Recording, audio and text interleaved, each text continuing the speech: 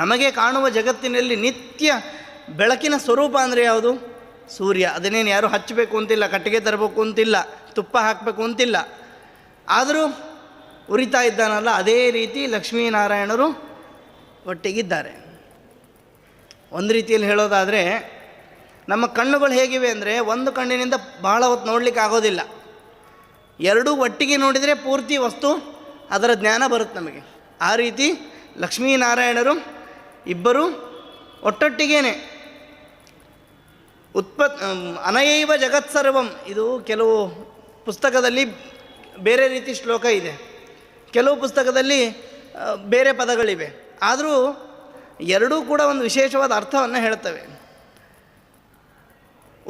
ಅನಯೈವ ಜಗತ್ಸರ್ವಂ ಸದೇವಾಸುರ ಮಾನುಷಂ ಮೋಹಯಾಮಿ ದ್ವಿಜಶ್ರೇಷ್ಠಾ ಗ್ರಸಾಮಿ ವಿಸೃಜಾಮಿ ಚ. ಇಯಂ ಸಾ ಪರಮಾಶಕ್ತಿ ಮನ್ಮಯೀ ಬ್ರಹ್ಮರೂಪಿಣಿ ಮಾಯಾ ಮಮ ಪ್ರಿಯ ಅನಂತ ಯಯೇದಂ ಧಾರ್ಯತೆ ಜಗತ್ ಅಂತ ನಿನ್ನೆ ನೋಡಿದ್ದು. ಒಂದು ಪುಸ್ತಕದಲ್ಲಿ ಏನಿದೆ ಅಂದರೆ ಯಯೇದಂ ಮೋಹಿತಂ ಜಗತ್ ಅಂತ. ಜಗತ್ತು ಅಂದರೆ ಇದು ಮೋಹ, ಅಂದರೆ ಬರೀ ಬೂಟಾಟಿಕೆನೇ ಜಾಸ್ತಿ ಇದೆ ಇಲ್ಲಿ. ಅಂದರೆ ಡಂಭಾಚಾರಣೆ ಜಾಸ್ತಿ, ಎಸ್ಕೇಪಿಸಮ್ ಜಾಸ್ತಿ. ಅದಕ್ಕೊಂದು ಏನು ಅಂದರೆ ನಮ್ಮ ಹಿರಿಯರು ಮಾಡ್ಕೊಂಡು ಬಂದಿದ್ದು ಅಂತ. ನಮ್ಮಲ್ಲಿ ಒಂದು ಭ್ರಮೆ ಇದೆ, ಏನು ಅಂದರೆ ನಮ್ಮ ದೊಡ್ಡವರು ಮಾಡಿದ್ದು ಸರಿ ಅಂತ. ಇಲ್ಲ, ಅದು ಸರಿಯಲ್ಲ ಅಂತ ಗೊತ್ತಾದರೂ ಯಾಕೋ ಮನಸ್ಸಿಗೆ ಘಾಸಿ ಆಗುತ್ತೆ ಅಲ್ವಾ? ಆದರೆ ಶಾಸ್ತ್ರಕಾರ ಹೇಳ್ತಾರೆ, ಮನಸ್ಸಿಗೆ ಘಾಸಿ ಆಗುತ್ತೆ ಅಂತ ನೀವು ಇಲ್ಲದ್ದನ್ನು ಮಾಡಿದರೆ ಎಂದಿಗೂ ದೇವರನ್ನು ಪಡೀಲಿಕ್ಕಾಗೋದಿಲ್ಲ, ದೇವರನ್ನು ಸೇರಲಿಕ್ಕಾಗೋದಿಲ್ಲ. ಲಕ್ಷ್ಮೀದೇವಿಯನ್ನು ನಾರಾಯಣನನ್ನು ಸೇರಬೇಕು ಅಂತಂದರೆ, ಲಕ್ಷ್ಮೀನಾರಾಯಣರನ್ನು ಸೇರಬೇಕು ಅಂತಂದರೆ ಅವರು ತೋರಿಸಿದ, ಅವರು ಹೇಳಿದ ಶ್ರುತಿ ಸ್ಮೃತಿ ಅನ್ನೋದು ನಾರಾಯಣನ ಆಜ್ಞೆ ಅಂತ ಹೇಳ್ತಾರೆ. ಶ್ರುತಿ ಸ್ಮೃತಿ ಹರೇರಾಜ್ಞೆ ಅಂತ, ದೇವರ ಆಜ್ಞೆ ಅಂತಿದು. ನಾವು ದೇವರ ಮಾತು ಕೇಳೋದಿಲ್ಲ. ದೊಡ್ಡವರು ಅವ್ರು ಹಿಂಗೆ ಹೇಳ್ತಾರೆ, ಇವ್ರು ಹಂಗೆ ಹೇಳ್ತಾರೆ, ನಾವು ಮಾಡೋದೇ ಬೇಡ ಅಂತ ಕೆಲವರು. ಬಿಡಲಿಕ್ಕೋಸ್ಕರ ಕಾರಣ ಇದು, ಮಾಡಲಿಕ್ಕಲ್ಲ. ನಾರಾಯಣ ಅದಕ್ಕೂ ಮುಂಚೆ ಒಂದು ಪ್ರಶ್ನೆ ಕೇಳಿರ್ತಾರೆ ಅವರು, ಹೇಗಿದ್ದಾಳೆ ಲಕ್ಷ್ಮಿ ಹಾಗೇ ನನಗೆ ತಿಳಿಸ್ಕೊಡು ಅಂತ. ನಾರದಾದಿ ಋಷಿಗಳು ಕೇಳಿರೋ ಪ್ರಶ್ನೆ ಇದು. ಲಕ್ಷ್ಮೀದೇವಿ ಯಾರಿವಳು ಅಂತ. ಕೈಶಾ ದೇವಿ ವಿಶಾಲಾಕ್ಷಿ ಯಥಾವತ್ ಬ್ರೂಹಿ ಅಂತ. ಯಾರಿವಳು? ಸುಂದರವಾದ ಕಣ್ಣುಳ್ಳವಳು ಅಂತ. ನಾವು ಕಣ್ಣು ಅರಳಿಸೋದು ಯಾವಾಗ ಗೊತ್ತಾ? ಖುಷಿಯಾದಾಗ ಮಾತ್ರ. ಇನ್ನೊಂದು ಸಿಟ್ಟು ಬಂದಾಗ. ನಮ್ಮದೇನೂ ಆಗಲಿಲ್ಲ ಅಂದರೆ ಕಣ್ಣು ಅರಳಿಸ್ತೀವಿ. ನೋಡಿ, ದೇವರು ಕಣ್ಣು ಅರಳಿಸ್ತಾನೆ ಎರಡು ರೀತಿ. ಒಂದು ಅನುಗ್ರಹ ಮಾಡಲಿಕ್ಕೋಸ್ಕರ, ಇನ್ನೊಂದು ದುಷ್ಟರನ್ನು ನಾಶ ಮಾಡಲಿಕ್ಕೋಸ್ಕರ. ನರಸಿಂಹ ಕಣ್ಣು ಬಿಟ್ಟರೆ ದುಷ್ಟರು ನಾಶ ಆಗ್ತಾರೆ, ಒಳ್ಳೆಯವರು ನಾಶ ಆಗೋದಿಲ್ಲ. ಮತ್ತು ಲಕ್ಷ್ಮೀದೇವಿ, ಈ ನರಸಿಂಹನ ಕಥೆ ಬಂದಾಗ ನಾವೆಲ್ಲ ಹೇಳ್ತೀವಿ ಲಕ್ಷ್ಮೀದೇವಿಗೂ ಸಮಾಧಾನ ಮಾಡಲಿಕ್ಕೆ ಆಗಲಿಲ್ಲ ಅಂತ. ಮೊದಲೇ ರೆಡಿಯಾಗಿದ್ರು ಅವರು ಆ್ಯಕ್ಟಿಂಗ್ ಮಾಡಲಿಕ್ಕೆ. ನಾನು ಸಮಾಧಾನ ಮಾಡೋದಿಲ್ಲ, ನಿಮ್ಮನ್ನು ಸಮಾಧಾನ ಮಾಡಿ ಭಕ್ತರನ್ನು ಉದ್ಧಾರ ಮಾಡ್ತಾನೆ ದೇವರು ಅಂತ ನಿಮ್ಮ ಕೀರ್ತಿ ಜಾಸ್ತಿ ಆಗಲಿ ಅಂತಂತಾಳಂತೆ ಮಹಾಲಕ್ಷ್ಮಿ. ಅದಕ್ಕೆ ಲಕ್ಷ್ಮೀದೇವಿ ಬಗ್ಗೆ ಪರಿಚಯ ಮಾಡೋದವನು. ಊರು ಯಾವುದು, ಅಡ್ರೆಸ್ ಯಾವುದು ಅಂತ ಹೇಳೋದಿಲ್ಲ ಅವನು. ಲಕ್ಷ್ಮೀದೇವಿ ಯಾರು ಅಂದರೆ ಅನೈವ ಜಗತ್ಸರ್ವಂ ಸ ದೇವಾಸುರ ಮಾನುಷಂ. ಎಲ್ಲಿವರೆಗೂ ಈ ಜಗತ್ತು ಸೃಷ್ಟಿ ಸ್ಥಿತಿ ಸಂಹಾರಕ್ಕೊಳಪಡುತ್ತೋ ಅದೆಲ್ಲವೂ ಲಕ್ಷ್ಮಿಯಿಂದ ಅಂತ. ಎಲ್ಲಿವರೆಗೂ ಇದು ಸೃಷ್ಟಿ ಸ್ಥಿತಿ ಸಂಹಾರಕ್ಕೊಳಪಡುತ್ತೆ? ಅನಂತ ಕಾಲದವರೆಗೂ. ಅಂದರೆ ಇವತ್ತು ನಾಳೆ ಮುಗೀತಪ್ಪ, ಶನಿವಾರ ಲಾಸ್ಟ್, ಭಾನುವಾರ ಮುಗಿದೋಯ್ತು ಅಂತ ಇಲ್ಲ. ಇಲ್ಲಿ ಆರಂಭ ಅಷ್ಟೇ, ಆರಂಭವೂ ಇಲ್ಲ. ಯಾಕೆಂದರೆ ಆರಂಭ ಅಂದರೆ ಇವತ್ತು ಆರಂಭ ಆಯಿತು ಅಂತ ಇಲ್ಲ. ಈಗ ನೀವು ದಿನಗಳನ್ನು ಲೆಕ್ಕ ಹಾಕ್ಕೊಂಡು ಹೋಗಿ. ಈಗ ನಿನ್ನೆ ಯಾವುದೋ ಒಂದು ವಾರ ಬಂದಿದೆ, ಹೋದ ವಾರ ಆ ವಾರ ಬಂದಿತ್ತು, ಅದ್ರ ಹೋದ ವಾರ ಅಂದರೆ ನೀವು ಎಷ್ಟು ಹಿಂದೆ ಹೋದರೂ ಒಮ್ಮೆ ಮತ್ತೆ ಶನಿವಾರ ಮತ್ತು ಭಾನುವಾರ ಮತ್ತೆ ಇದ್ದದ್ದೇ ಅಲ್ವಾ? ಅದು ಯಾವತ್ತು ಸ್ಟಾರ್ಟ್ ಆಯಿತು? ಕಾಲಕ್ಕೆ ಮೊದಲು ಅಂತ ಇಲ್ಲ, ಕಾಲಕ್ಕೆ ಕೊನೆ ಅಂತ ಇಲ್ಲ, ವಾತಾವರಣಕ್ಕೆ ಕೊನೆ ಇದೆ. ಈ ಜಗತ್ತನ್ನು ನಾಶ ಮಾಡಿದಾಗ, ಈ ಅಟ್ಮಾಸ್ಫಿಯರ್ ಏನು ವಾತಾವರಣ ಇದೆ, ಪರಿಸರ, ಇದು ನಾಶ ಆಗುತ್ತೆ. ಆವಾಗ ಉಳ್ಕೊಳ್ಳೋದು ಒಂದೇ ಆಕಾಶ. ಅಲ್ಲಿಗೆ ಆಕಾಶವೂ ಒಂದು ರೀತಿಯಲ್ಲಿ ನಾಶ ಆಯಿತು. ಭೂಮಿ ಅದು ಮಣ್ಣು ನೀರು ಬೆಂಕಿಯಿಂದ ಆಗಿದ್ದಾದ್ರಿಂದಾಗಿ ಅದು ನಾಶ ಆಗುತ್ತೆ. ನೀರು ನಾಶ ಆಗುತ್ತೆ, ಅಗ್ನಿಯೂ ನಾಶ ಆಗುತ್ತೆ. ಉಳ್ಕೊಳ್ಳೋದು ಕೊನೆಗೇನು ಅಂದರೆ ಲಕ್ಷ್ಮೀನಾರಾಯಣರಿಬ್ಬರೇ, ಜೊತೆಗೆ ಪರಮಾತ್ಮನ ಬುದ್ಧಿಯಲ್ಲಿ ವೇದ ಮಂತ್ರಗಳು. ಮತ್ತೆ ಸೃಷ್ಟಿ ಮಾಡಿದಾಗ ಆ ವೇದಗಳನ್ನು ಲಕ್ಷ್ಮೀದೇವಿ ಯಾವಾಗಲೂ ಸ್ತೋತ್ರ ಮಾಡ್ತಾನೇ ಇರ್ತಾಳೆ. ಅದೇ ವೇದ ನೋಡಿರಿ ಎಷ್ಟು ಜೋಡಿ ಅಂದರೆ ಪ್ರಳಯ ಕಾಲದಲ್ಲಿಯೂ ಬಿಡೋದಿಲ್ಲ ಲಕ್ಷ್ಮಿಯನ್ನು. ಎಲ್ಲ ನಾಶ ಆದಮೇಲೆ ಉಳಿಯೋದು ಎಲೆ. ಆ ಎಲೆ ಯಾವುದು ಅಂದರೆ ಮಹಾಲಕ್ಷ್ಮಿನೇ ಎಲೆಯಾಗಿ ಪರಮಾತ್ಮನಿಗೆ ಸೇವೆಯನ್ನು ಮಾಡ್ತಾ ಇದ್ದಾಳೆ. ಮತ್ತು ಪರಮಾತ್ಮನಿಗೆ ಆಸರೆ ಅಂದ್ಕೊಳ್ಬೇಡ್ರಿ. ಜಗತ್ತಿಗೆ ಆಧಾರ ಅಂದರೆ ಒಬ್ಬನೇ, ಅನಯೈವ ಜಗತ್ಸರ್ವಂ. ಯಾಕೆಂದರೆ ನಾವು ಬೇರೆ ಶಾಸ್ತ್ರಗಳನ್ನು ಓದುವಾಗ ಕೇವಲ ನಾರಾಯಣನ ಹೆಸರು ಮಾತ್ರ ಬರುತ್ತೆ. ಸೃಷ್ಟಿ ಮಾಡುವ ಸಂದರ್ಭದಲ್ಲಿ ನಾರಾಯಣನ ಹೆಸರು ಬರುತ್ತೆ, ಅಲ್ಲಿ ಲಕ್ಷ್ಮೀ ಹೆಸರು ಬರೋದೇ ಇಲ್ಲಲ್ಲ.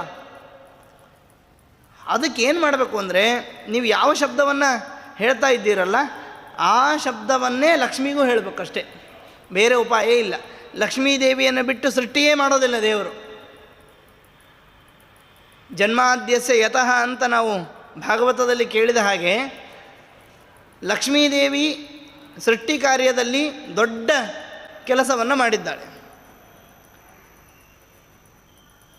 ಅನಯೈವ ಜಗತ್ಸರ್ವಂ.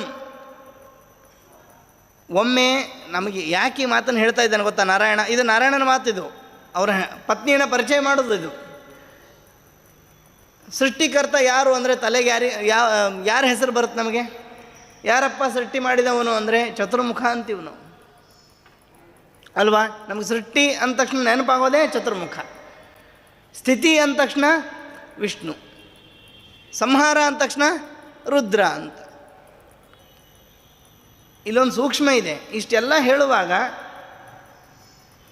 ಚತುರ್ಮುಖ ಸೃಷ್ಟಿ ಮಾಡಿದ ಅಂತ ಒಂದು ಕಡೆ ಅಂದರೆ ಪುರಾಣಕಾರರ ಮಾತುಗಳಿವು. ಇನ್ನೊಂದು ಕಡೆ ಇಲ್ಲ, ಚತುರ್ಮುಖನೂ ಅಲ್ಲ, ಯಾರೂ ಅಲ್ಲ, ನಾರಾಯಣನೇ ಸೃಷ್ಟಿ ಮಾಡಿದ್ದು ಅಂತ. ನಾರಾಯಣಾದಿಂದ್ರೋ ಜಾಯತೆ, ನಾರಾಯಣಾದೃದ್ರೋ ಜಾಯತೆ, ನಾರಾಯಣಾದ್ ವಿಧಿರ್ಜಾಯತೆ. ನಾರಾಯಣ ಸೃಷ್ಟಿ ಮಾಡ್ತಾನೆ. ಬಹಳ ಸರಳವಾಗಿದೆ. ನಾರಾಯಣ ನೋಡ್ರಿ, ನಾರಾಯಣ ಅಂದ ತಕ್ಷಣ ನೆನಪಾಗೋದೇನು ಅಂದರೆ ಸಮುದ್ರದಲ್ಲಿ ಮಲಗಿದವನು ಅಂತ. ಹೌದಾ? ಸಮುದ್ರದಲ್ಲಿ ಮಲಗಿದವನು ಅಂದ ತಕ್ಷಣ ನಮಗೆ ಪಕ್ಕದಲ್ಲಿ ಲಕ್ಷ್ಮೀ ನೆನಪಾಗೇ ಆಗುತ್ತೆ. ಕೇವಲ ನಾರಾಯಣನ ಸ್ಮರಣೆ ಆಗೋದೇ ಇಲ್ಲ. ನಾರಾಯಣನ ಸೇವೆಯನ್ನು ವೈಕುಂಠದಲ್ಲಿ ಛತ್ರ ಚಾಮರ ರೂಪದಿಂದ ಎಲ್ಲ ಕಂಬಗಳ ರೂಪದಲ್ಲಿ ಲಕ್ಷ್ಮೀದೇವಿಗೆ ಇದ್ದು ಪರಮಾತ್ಮನ ಸೇವೆಯನ್ನು ಮಾಡ್ತಾಳಂತೆ. ನಾವು ಯಾರೋ ಬೆಳೆಸಿದ ಹೂವನ್ನು, ಯಾರೋ ಬೆಳೆದ ತುಳಸಿಯನ್ನು, ಯಾರೋ ಸಿದ್ಧಪಡಿಸಿದ ವಸ್ತುವಿನಿಂದ ನಾವು ದೇವರ ಪೂಜೆಯನ್ನು ಮಾಡ್ತೀವಿ. ಲಕ್ಷ್ಮೀದೇವಿ ಹಾಗಲ್ಲ, ಚತುರ್ಮುಖ ಬ್ರಹ್ಮದೇವರು ಹಾಗಲ್ಲ. ದೇವರಿಗೆ ಹಾರ ಹಾಕಬೇಕು ಅಂತ ಅನಿಸಿದರೆ ಅವರೇ ಹಾರ ಹಾಕ್ತಾರೆ.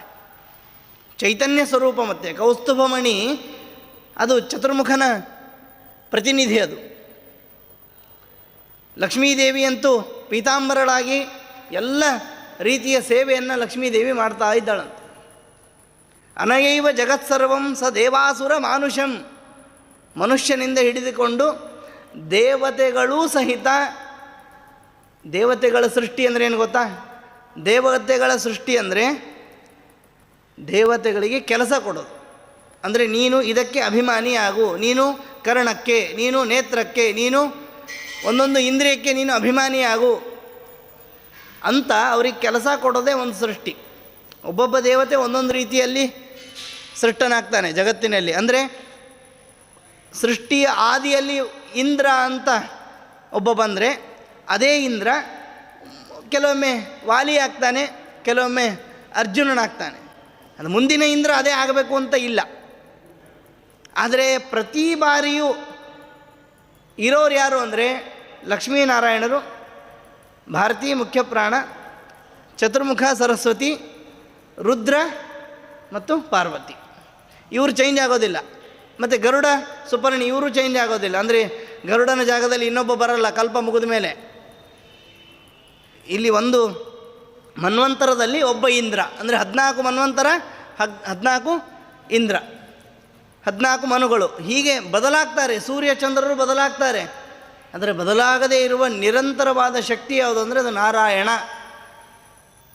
ಯಾಕೆಂದರೆ ಈಗ ನಾವು ಚತುರ್ಮುಖನಿಂದ ನಾರಾಯಣನವರೆಗೂ ಹೋದಾಗ ಲಕ್ಷ್ಮಿಯ ನೆನಪಾಗಬೇಕಲ್ವಾ? ಅದಕ್ಕೆ ನಾರಾಯಣ ಅನ್ನೋ ಶಬ್ದಕ್ಕೇನೆ ಲಕ್ಷ್ಮೀಪತಿ ಅಂತ ಅರ್ಥ ಇದೆ.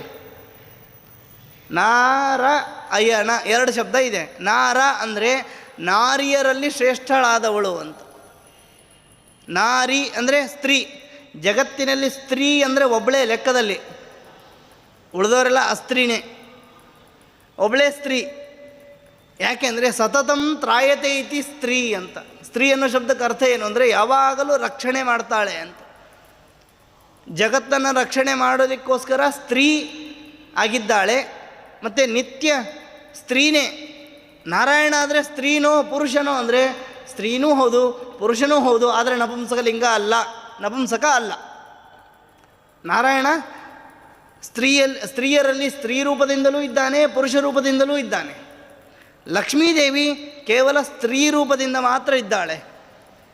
ನಾರಾಯಣ ಅವನು ಗಂಡೋ ಹೆಣ್ಣು ಅಂತ ಕೇಳಿದರೆ ಅವನು ಗಂಡು ಹೌದು ಹೆಣ್ಣು ಹೌದು ಅಂತ ಅನ್ನಬೇಕು. ಗಂಡು ಅಲ್ಲ ಹೆಣ್ಣು ಅಲ್ಲ ಅನ್ನಬಾರ್ದು. ಯಾಕೆಂದರೆ ನಾರಾಯಣನ ಒಂದು ರೂಪ ಇದೆ, ಅನೇಕ ಸ್ತ್ರೀ ರೂಪಗಳಿವೆ. ಅದರಲ್ಲಿ ಮುಖ್ಯವಾದದ್ದು, ಬಹಳ ಪ್ರಸಿದ್ಧವಾದದ್ದು ಮೋಹಿನಿ. ಮೋಹಿನಿ ಅನ್ನೋದು ಡ್ರೆಸ್ ಚೇಂಜ್ ಮಾಡ್ಕೊಂಡಿದ್ದಲ್ಲ ಅದು.